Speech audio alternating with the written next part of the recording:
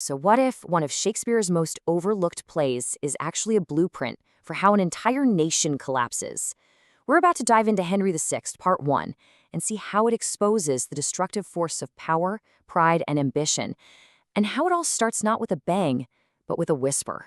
It's a huge question, right? And Shakespeare's answer is, well, it's not some sudden catastrophe or a massive invasion. It's a slow, creeping decay that begins from the inside out. You see, this story doesn't kick off with a glorious victory. It begins with a funeral. England has just lost its greatest hero, King Henry V, the man who conquered France, the symbol of absolute strength and unity. He's gone. With Henry V gone, England is just adrift in uncertainty and grief. And the heir to the throne? His son, Henry VI, who was just an infant. And that, right there, is the central problem. Because when a strong leader falls, the power vacuum that's left behind doesn't stay empty for long.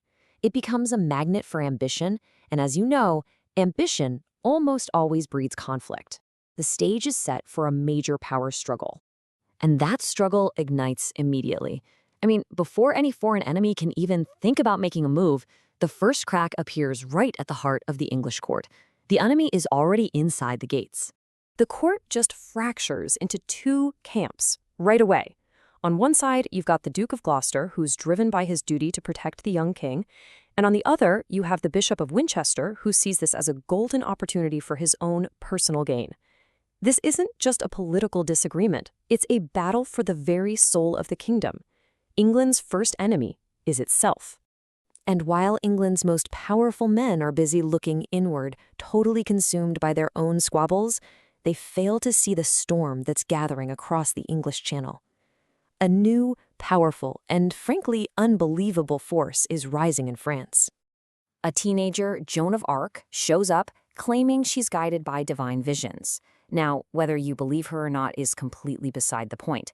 Her impact, it is undeniable. She changes absolutely everything.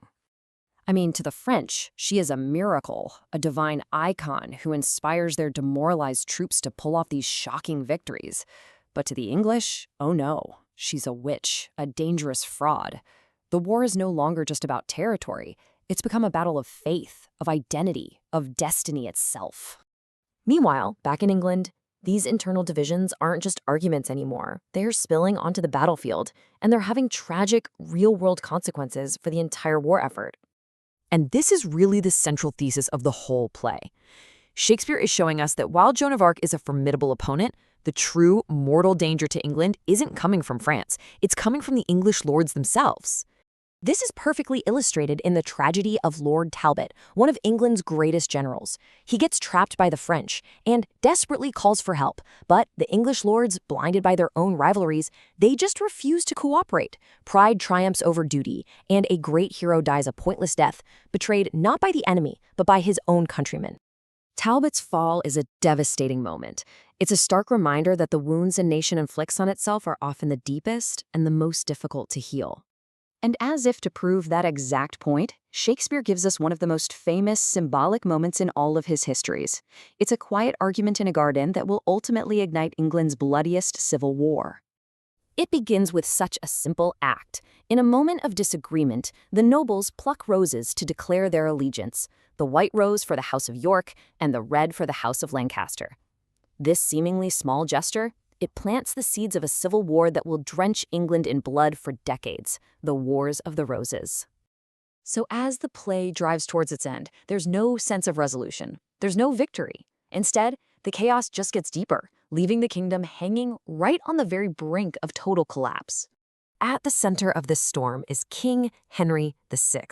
Now, he's a good man. He's gentle, pious, kind, but in a world of ruthless ambition, his goodness is a liability. He just lacks the political savvy to control the very men who are tearing his kingdom apart. So by the time the play ends, nothing is resolved. Joan is captured, sure, but France isn't defeated. England is hopelessly fractured. The king can't lead. This isn't a story about victory. It's a chronicle of accelerating decline, and it perfectly sets the stage for the even greater disasters that are on their way. And that's the brilliance of this play. It's an overture to disaster. All the tensions, all the rivalries and betrayals we've just seen, They're about to explode. What started as political bickering is about to become a full-scale civil war. And this leaves us with a really provocative question. King Henry is a good person, but his goodness is not enough to save his kingdom. It raises this timeless dilemma about leadership. In a ruthless world, what is the price of gentle authority? Ultimately, that's the power of this play. It doesn't just show you what happens, it reveals why it happens. It uncovers the patterns of collapse, weak leadership,